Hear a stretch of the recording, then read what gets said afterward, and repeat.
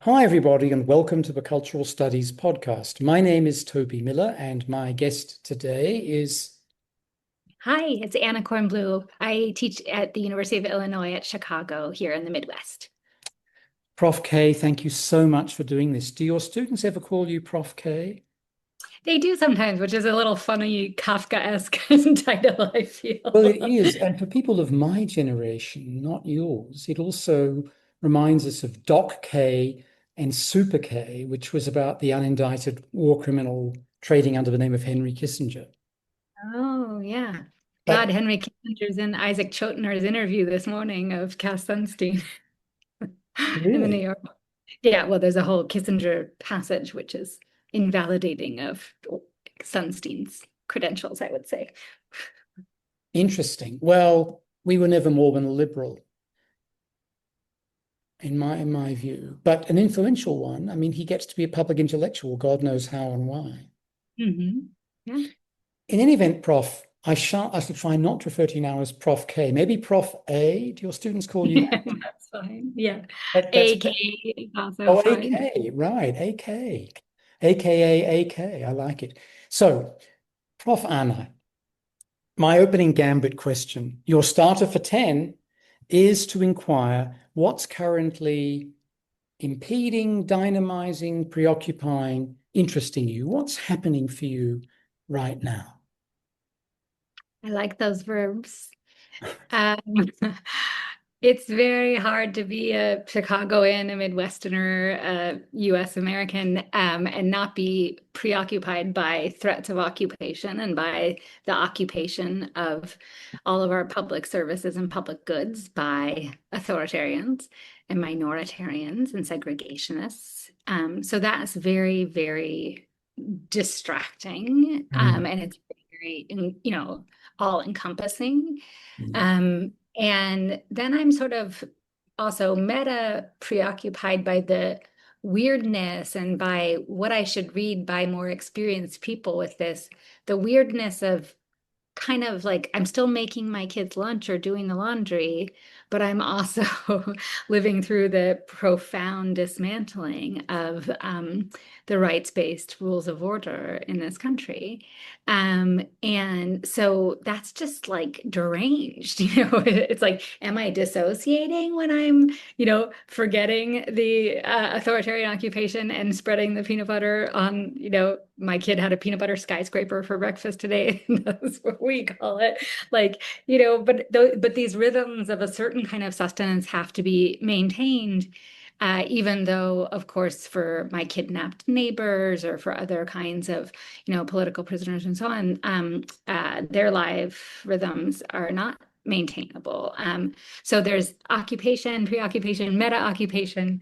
And then, I still have a day job where I am partly trying to run a beleaguered institution, a large public research university that's a minority serving institution, and so is being um, absolutely taken apart brick by brick by the federal theft of research grants, NEH, NIH, NSF, NEA, MS, MLIS, and so on, as well as by the segregationist attack on the federal funding for Hispanic serving and Asian American, Native American, Pacific Islander serving institutions, minority serving institutions. So it's very excruciating to be an administrator right now. But the other part of my day job is like I do get to go in a classroom with students for whom I actually feel that it's a kind of reprieve from all of these terrors to get to talk about poetry or ideas or fiction for an hour and be together. And so that's still like nurturing and fun. And then I still have my little like research questions that are just my stupid things I'm trying to figure out somehow in the time alongside these tracks. And but then you have the like, are these indulgences to be sitting at the computer writing something that isn't yet another letter to my senator? Who are they for when my institutions are being, the people are being expelled from them, right? Um, so that's not a lot of big ideas talk, but that's the terrible conjuncture that it is the crucible for any ideas I'm having. I'm writing a book, but like, what good is it? It amuses me. You know, these are hard times. No, sure. Point taken. A couple of quick responses. One about acronyms. So some of the acronyms you mentioned Oh, become National Endowment for the Arts, National Endowment for the Humanities, National Institutes of Health, National Science Foundation. yeah. But second point, when you jostle or oscillate somewhat guiltily between the macro political, which includes the kidnapping of your neighbors, through to making a peanut butter sandwich for family consumption.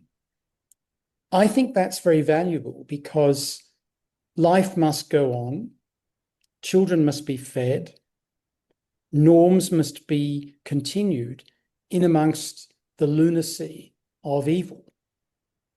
And I think that's perfectly legitimate and absolutely necessary. I think it's really important to bear that in mind in terms of thinking that this is trivial versus that's not.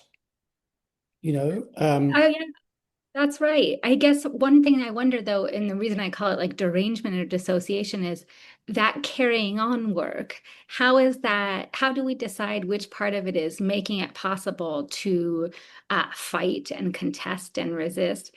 And what of it is something captured by the umbrella of banality of evil, that it's sort of like, oh, I'm just acting normal or I'm just preserving some well, facade. when you make food for children, you're not just preserving, you're cultivating, you're helping to grow, you're assisting in the development thereof.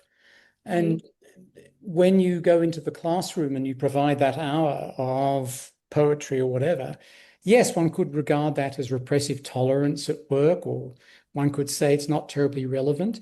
But I like your words. I can't remember the exact terms you deployed when you say it gives my beleaguered students a moment of peace or distraction or difference, sometimes perhaps engagement with the horrors that they and their family members are experiencing. And I think that's terrifically important.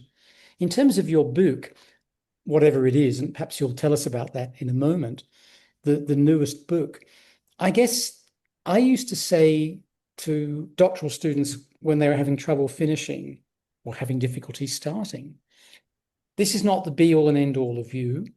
This is not the last thing you'll ever write. It doesn't have to encapsulate or incarnate what you are or what you believe in. There are plenty of other opportunities. Now, A, enough mansplaining. B, I don't need to do that on your behalf because you're a massively published author. But you know what I mean. Not every output, as the bureaucrats like to put it, must index the conjuncture in a thoroughgoing way. Yeah, I appreciate that so, so much because we want the things that people make to also be reminders of something different being possible than just the conjuncture, right? And we also, think that there's a kind of um, the faculty of freedom to think thoughts and create things that are different from what's already here is indispensable as a faculty and unites art and politics in lots of ways. So I 100% agree with that. But one trouble that I have, and this is a kind of old cultural studies trouble, right? But it's certainly one of the old founding gestures of Marxist cultural interpretation, is that ideas do belong to their conjuncture. They are determined by their conjuncture. They do grow out of and are sort of like their blind spots, especially come from their conjuncture. So, um, you know, if I'm writing something now, it has to be symptomatic of the conditions in which I'm writing at some level. And then what's my obligation to, traverse that symptom or sort of, take up a critical relationship to it. What are the right ways to acknowledge a conjuncture while also wanting, willfully departing from it? Mhm. Um, and to not instrumentalize how any given set of, say, poetic objects, to go back to my classroom, might or might not bear on our moment. like it's not that poetry is escape, because poetry is also the history of failed revolutions, or the history of, the project of emancipation, or the project of according dignity and subjecthood to oppressed peoples, or, but how do we operate that connection so that it's not totally instrumental is a key cultural studies question too, I think. Can I put you on the spot and ask about what the poetry is that you're teaching? Oh, yeah. If you have any Sure. examples, and how they might or might not indicate what you were just saying, namely that they exhibit their conditions of existence or do not. Yeah. So right now I'm teaching a kind of big lecture class, which is the literary history survey from, it's kind of all literature in English from 1700 to 2000. And it's one of the core required classes for our English major. So they have to take kind of like the beginnings, to Milton, and then they take this class, and they take a kind of criticism and theory class. And those are the only three classes required for their whole 4 years of college. And the idea of a history survey like that is to give them, a macro overview of how forms evolve, and to give them some different, kind of ballasts of what's happening in world and cultural history in parallel to literary and creative production. So they can understand that, like, when we love a novel, what we also need to know about its relationship to the American Revolution, or the Haitian Revolution, or mercantile capitalism, or things of that nature, right? That's some of the knowledge that we make in a cultural studies classroom or a literary classroom. So the specific poems that we were doing yesterday and last week are Robert Browning's dramatic monologues. So My Last Duchess and Porphyria's Lover were yesterday. And before that, Wordsworth's Tintern Abbey and the preface to Lyrical Ballads. And so there we had a lot of kind of emphasis on the idea of the lyric as a kind of expression of an authentic and situated subjectivity, and a subjectivity reflecting on historical transformation and revolutionary ambition and revolutionary failure, and aspiring to a form of blank verse and spontaneous overflow of powerful feeling, and the real language of real people, as Wordsworth always wants to call it, right? So something chatty about the lyric.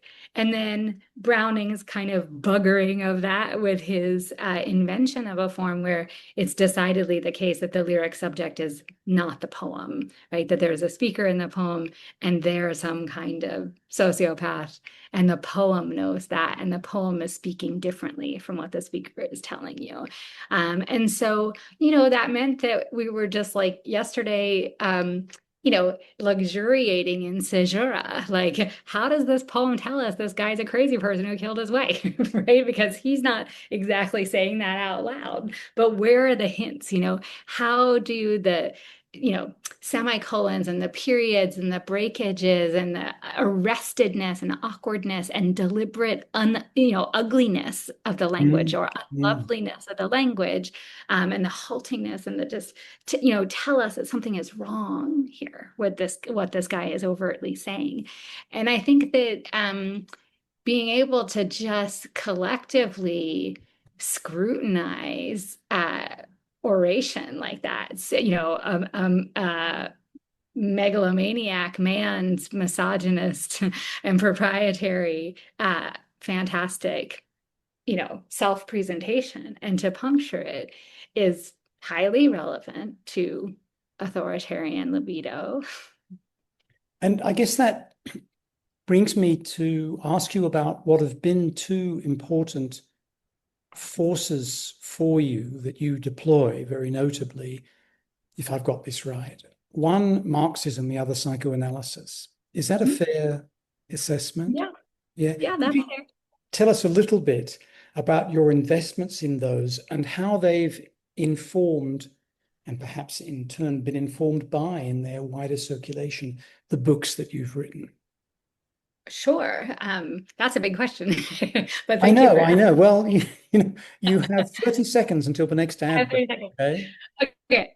Okay. So, I do think, just like I said, the fundamental gesture for a kind of Marxist cultural interpretation is this idea that there's a connection between social context and the extant social relations, including who's the ruling power. Mm, And the ideas that are popular in a time, or the ideas that are sort of thinkable and publishable and most expressible, and that includes artworks. This insight, this fundamental insight, I think, is really essential for, again, this project of making knowledge about and alongside cultural objects, as opposed to just appreciating them. So it's just been a long-standing way that I've understood, some of the precepts for rigor in cultural studies or in aesthetic interpretation. Um, I also did not study aesthetic culture particularly as an undergrad. I was a major in political economy, so I was used to thinking in kind of macro and systemic terms about material history and about economic relations. And I think that it's always a challenge for people who want to produce Marxist cultural interpretation, or even historically situated, or even historicist cultural interpretation, to figure out which of their energies are going to go into becoming an expert about the economy, becoming an expert about the historical context or the historical conjuncture, and versus being an expert about the object. And how do you have a kind of organic way that you honor what the object knows about its context, and also how the object is departing from its context. But you need to understand some things about the context in order to do that. So I just feel like that kind of balance has always been interesting, and vexing and methodologically kind of inciting to me. And all the books that I've written are certainly about articulating aesthetic forms like photography, fiction, cinema, to different modes of production, and to different political administration of economic relations, and the different social possibilities in different economic modes. So, like, just to give you an example, my first book is about the financialization of the British economy in the 19th century, and all the legal apparatus around the kind of licensing of corporations and of futures contracts, and of, kind of just a basic stock market beyond the East India Company and the Bank of England, which had been the only stock trading entities before the early 19th century, and how that context and process is thought through by novelists, right? Or is criticized by novelists. And, so that's just a kind of articulation there that I'm really, really interested in. The psychoanalytic piece of it is also already in that book, but is that I think Marxism and psychoanalysis are partners in being dialectical and kind of para-philosophical enterprises.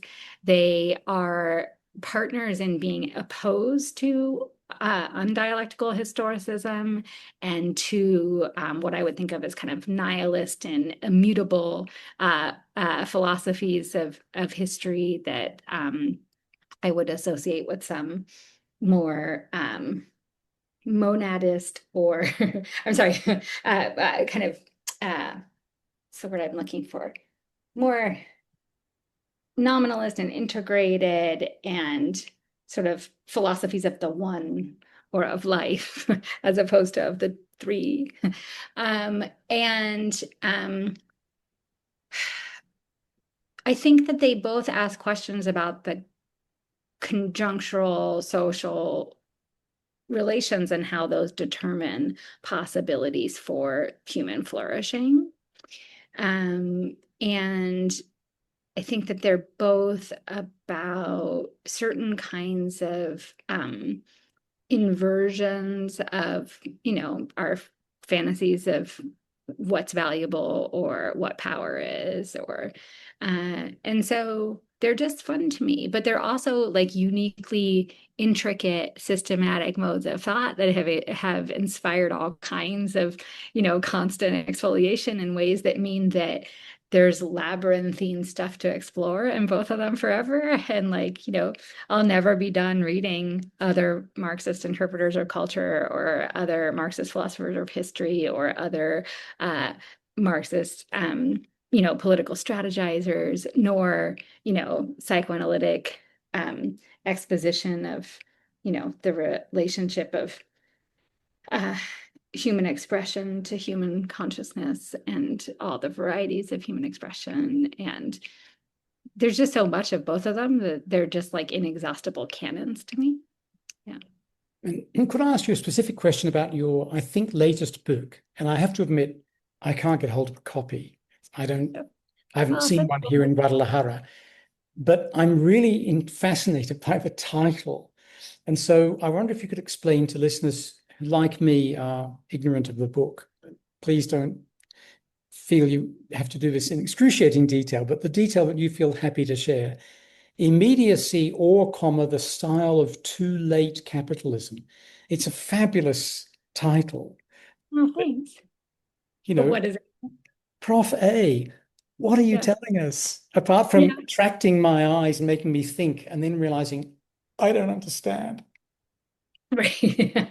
That's good. I want you to not have rapid uptake. Um, because the book is There's a clue. You've given us a clue. Yeah. So, immediacy in our common parlance would just mean kind of like speed and immersion in the moment, right?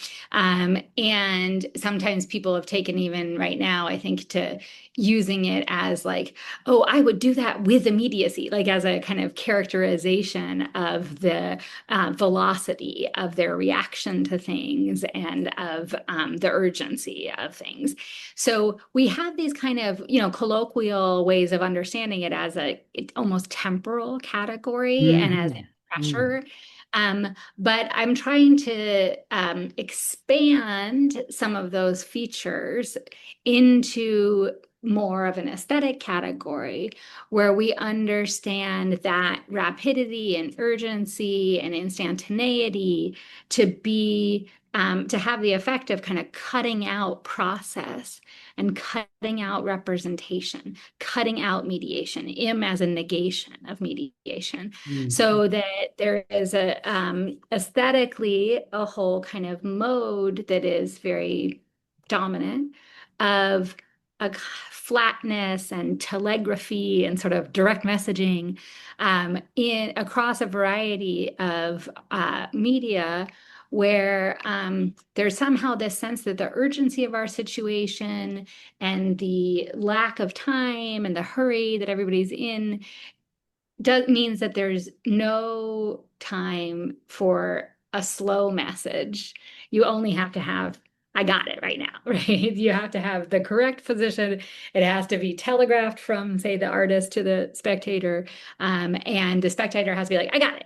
Like, I can move on, And so this kind of like efficient transfer that seems to me to characterize a lot of contemporary artworks that are really investigated in undoing their artsiness and undoing their aesthetic qualities, and in not making a demand for interpretation, but in trying to directly inform what their point is.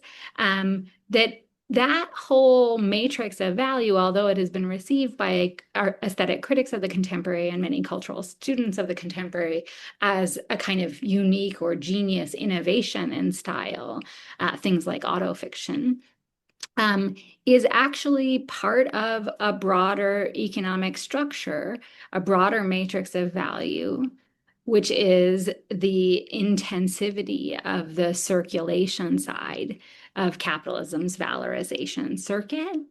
Mhm. And so that is, complex Marxist jargon. But what that means is that for the last 50 years, and even non-Marxists would agree to this, Larry Summers and so on, a lot of economic historians who are not Marxists, that there has been a stagnation of growth in terms of production in the G7 economies.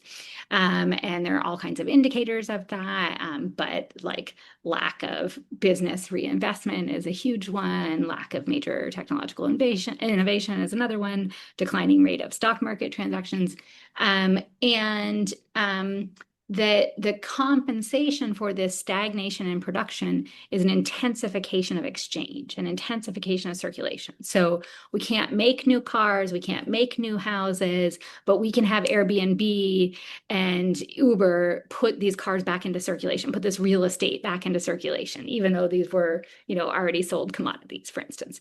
And so that whole project of turning our economy into on-demand, instant access, streaming, seamless interaction, overnight shipping, and so on, is a circulation intensivity, which is the kind of important backdrop for art wanting to cut out its own middleman, to wanting to cut out its own thicknesses and its own, slownesses. So too late capitalism is my kind of joking name for what it's like to have been in secular stagnation for 50 years, for the feeling of urgency that comes from the intensity of the ecocide and climate crisis, and for the funniness that even though we are miserable and unproductive and killing the planet, we're still sort of only in this system, which has been called late, the phase that we're in, for over 100 years now. So it needs a kind of another name. And then the whole grammar of the title is a citation of Frederick Jameson's postmodernism, or the logic of late capitalism. Yes, the strange positioning of the comma is common to the two. Yeah. Back to the classroom for a moment, if I could, Prof. Mm-hmm. Although it relates to the books you write. One of the things that, in inverted commas, we know about the Anglo world is that when it comes to reading fiction and poetry, women are doing a lot more of it than men. Mm-hmm. A lot more. At almost all ages. Yeah, you're nodding, but your mouth is also puckering. Yeah, I've just been working on this problem.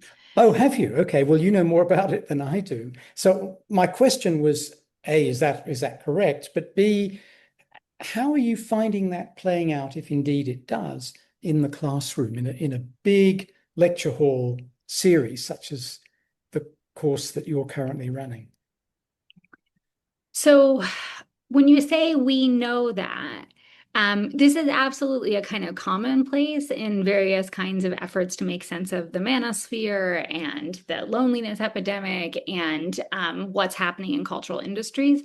But there was a kind of investigative article pretty recently about how this whole commonplace, particularly about books or specific to books, is not substantiated by sales data in the United States in any case.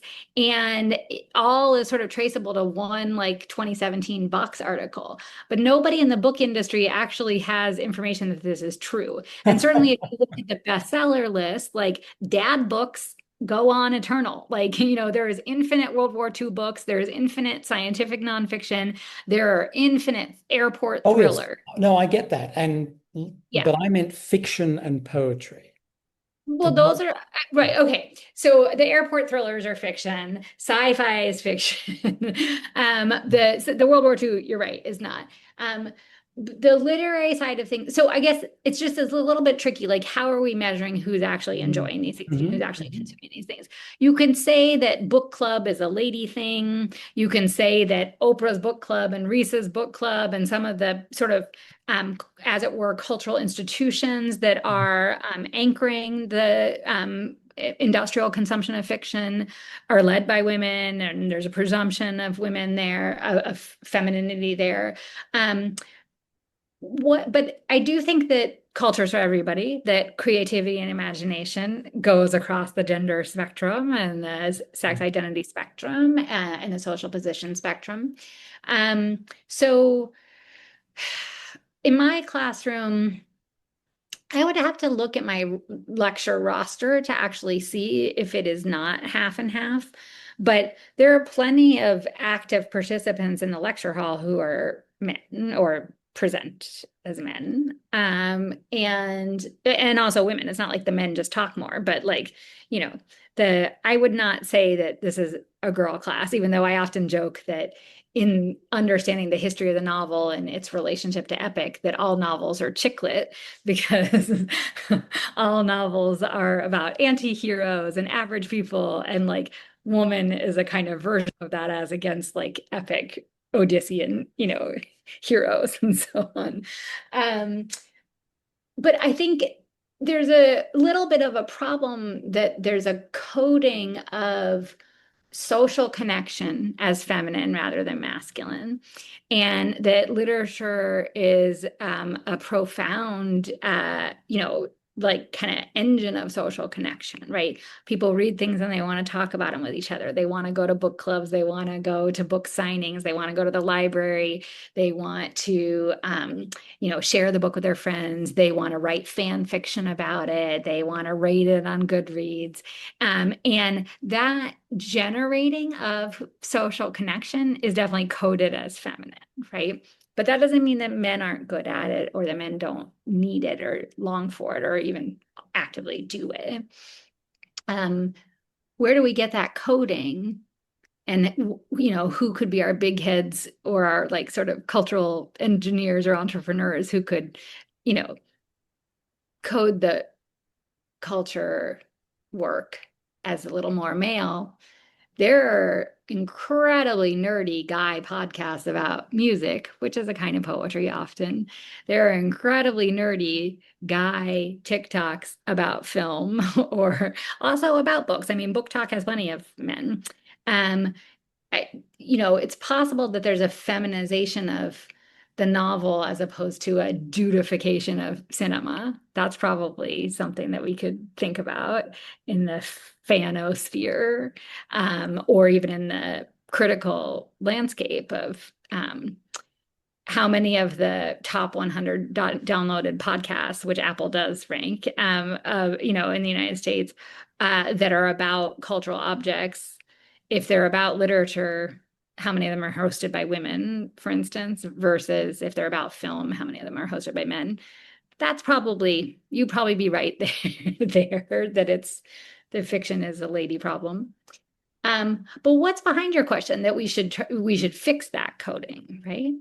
Well, first of all, thank you for correcting my mistake. And I'm going to look into this more because I'd like to know, as you've tracked, how I came upon this madness.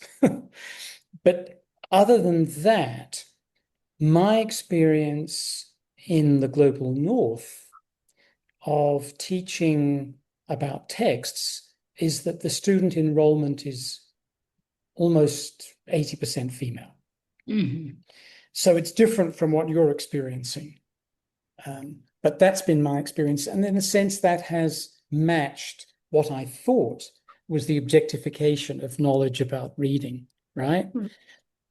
But some of it is institutional too. I mean, I think there was just a conversation among our mutual Facebook friends, I think like last week about who were, I think the initiator and some of the main commentators were all more Ivy League type people. But about this gendering problem in the humanities at large, I think that might be true.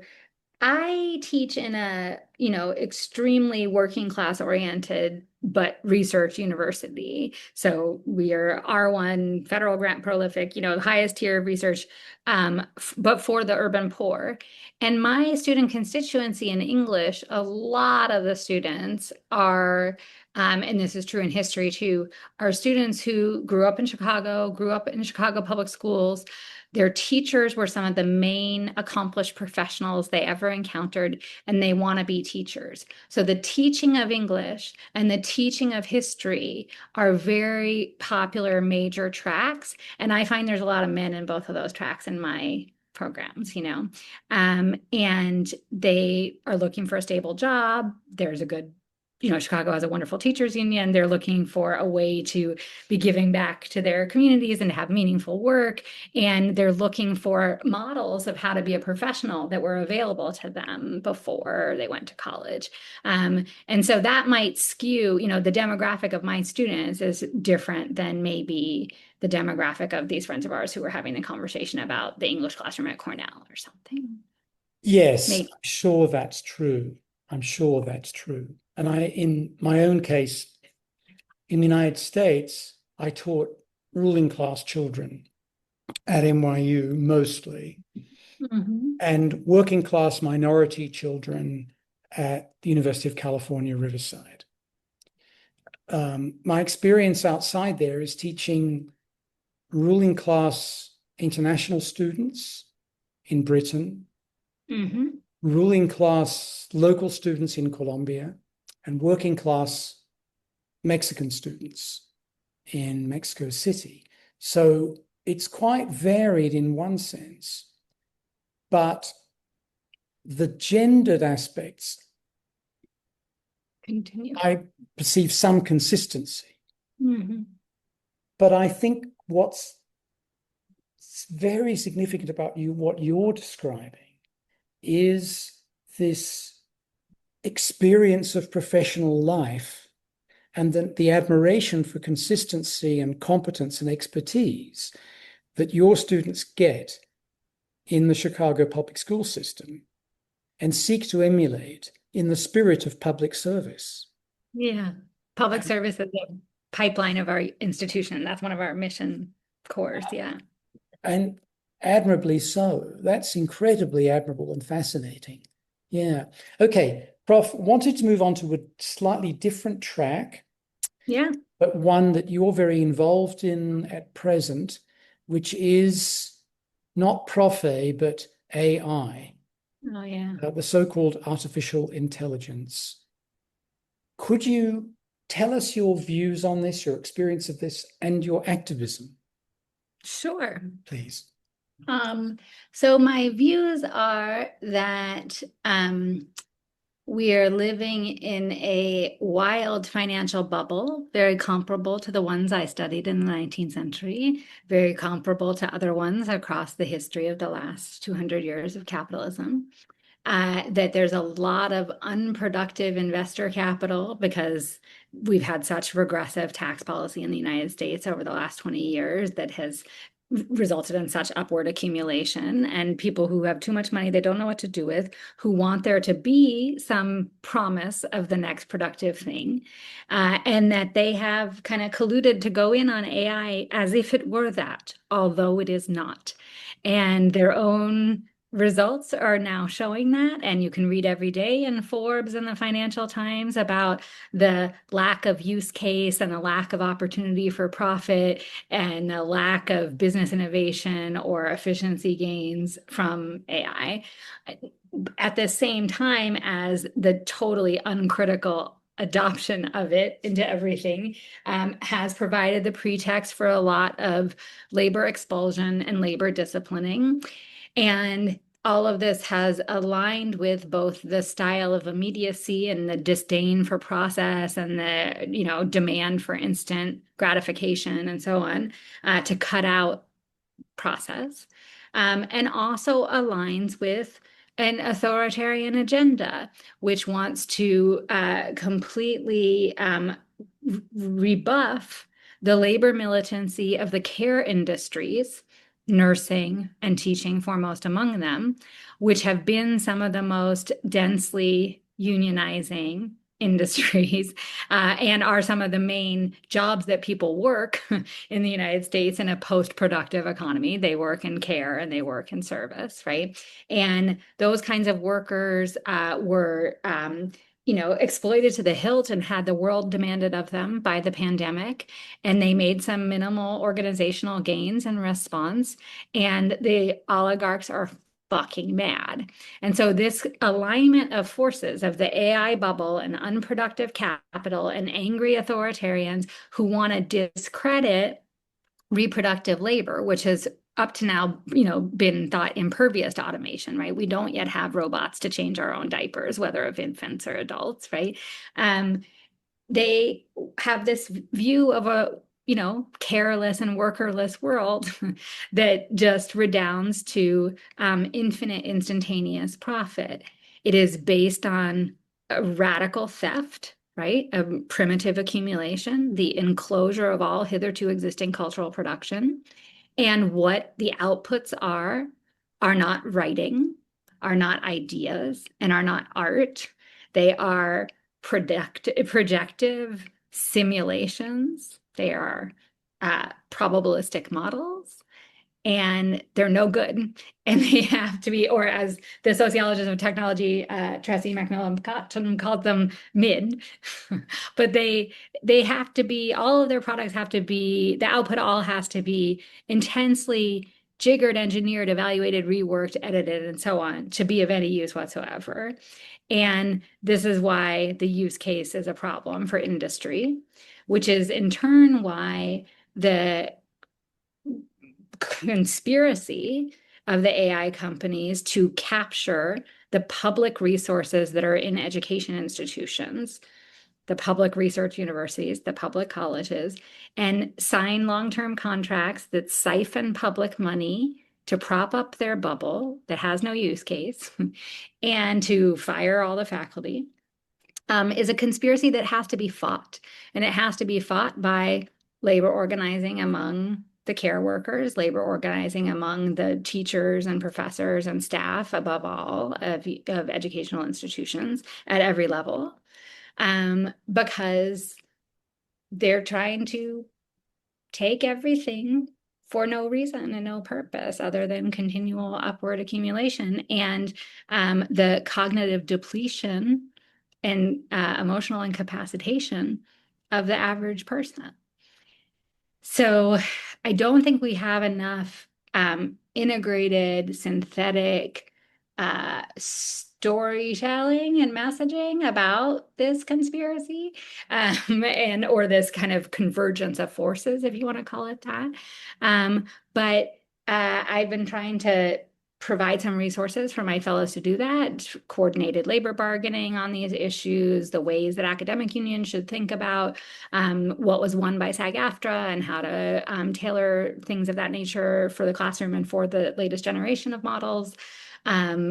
I built a website with Eric Hayot and Krista Muratore about how to, reinvent a lot of what we do in the interpretive and humanistic and process-based classrooms, so that we bring home to our students what the point of our being there is, and that it's not a transaction, and that we have different kinds of curricula to achieve that. So yeah, maybe that's the start of an answer.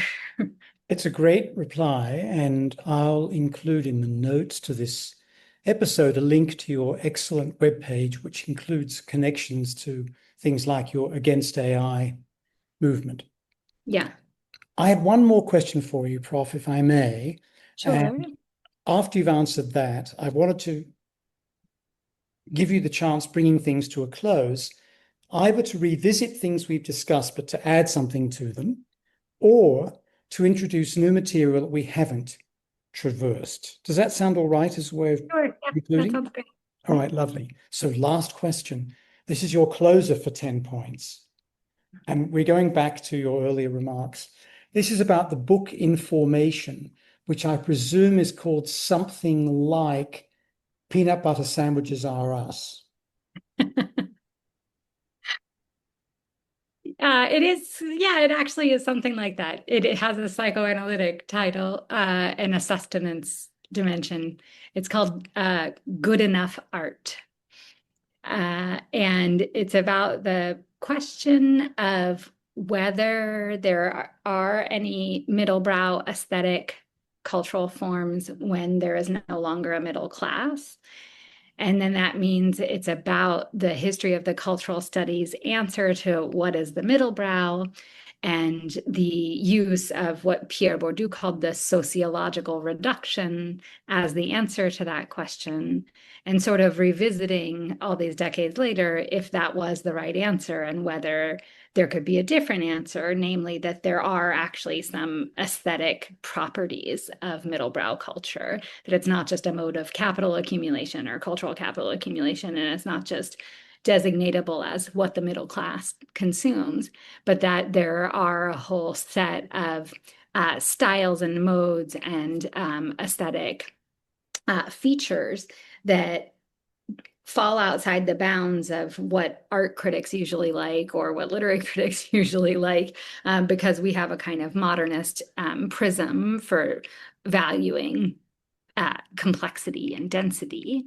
and or the sublimity of pop, but like kind of not very good at thinking about the middle. And then, so it tries to specify what those features are and to do so in a predictive way for me to be a critic who can help artists make those things.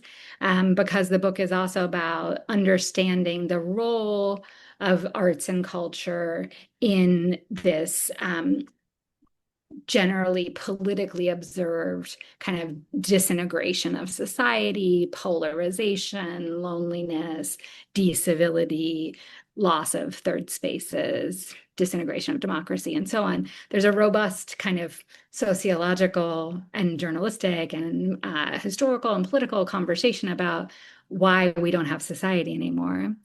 But there's not a kind of consideration of the way that artworks express that loss or the way that artworks brought it about and what they can do to remedy it. So the prescriptive function of the good enough art is to think about what it means to deliberately make social ties and social connection. Wow. Another small task. Well, that's why I told you I amuse myself with my own, ideas, but who are they for? It's a different problem. Well, this seems to have a very practical orientation. It is both diagnostic and also angling towards treatment, as it were. Yeah. So, Prof, are there things you'd like to add to what we've discussed, as I said, that might involve going over ground that we've traversed, or it might be introducing something new? Well, if you don't mind, I have a question maybe a little bit for you, or which is it's very interesting to me to be invited to have a conversation and for us to think about it a little bit in the tradition of radio, as we did before we started recording, and for us to think about conversation and orality and the podcast as some medium where a lot of academic work and a lot of cultural inquiry and cultural criticism is happening. And I just wonder what you make of that, since you're a practitioner of it. I go on a lot of podcasts, but I don't host one. And there is some concern even by, for instance, Matt Siebold, who hosts The American Vandal, which is, not just a top academic podcast, but is like in the top 10 of the Apple 100 very frequently, like incredibly listened to, that our age of print has faded away, and that, of course, we have an age of the image now, but that we also have some kind of strange age of resurgent epic orality, and that this is not problematic or not insidious in certain ways. So what do you think about the work you're doing having these conversations with people? So I started the podcast in 2010, and it's had over 750 episodes. Amazing.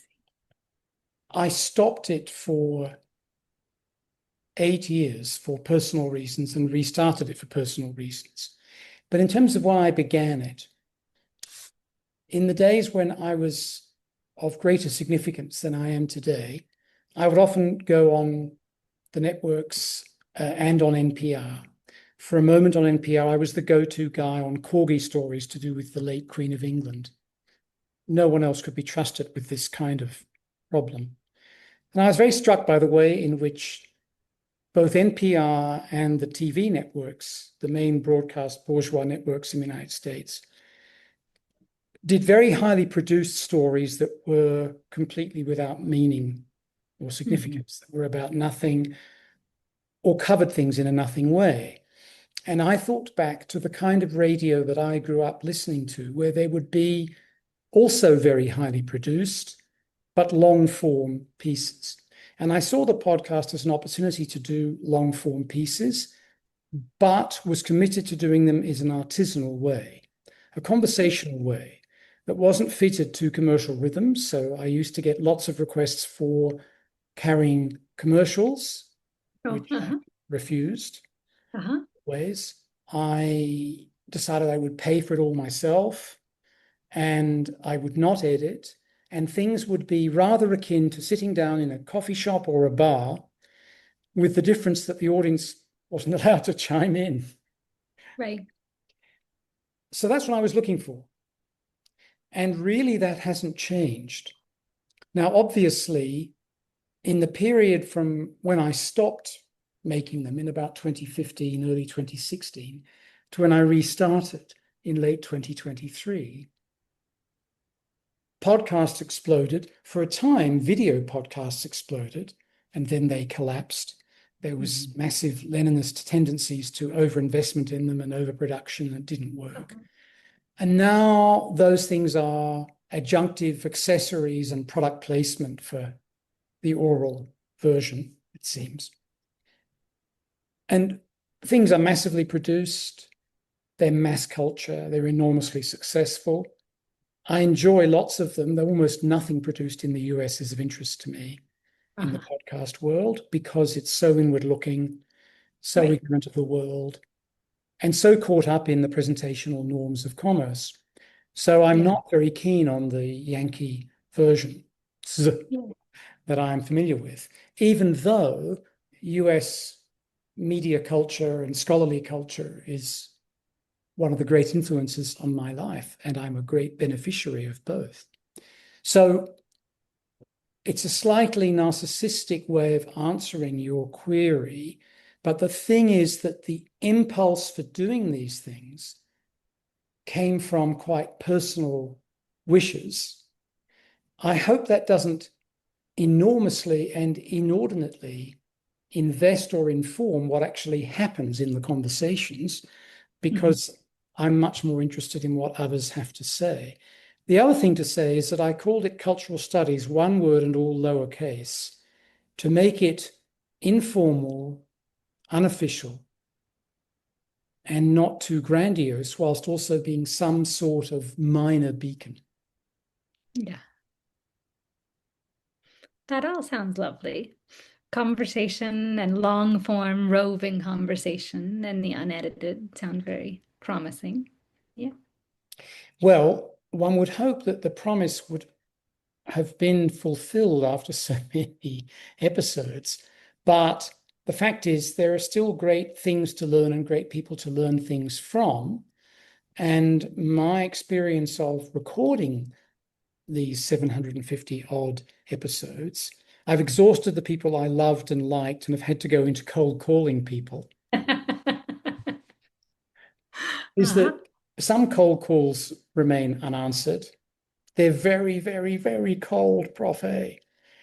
But others are answered in a slightly uncertain way, a tepid way, that then warms up. Some are never answered, and some are answered very warmly.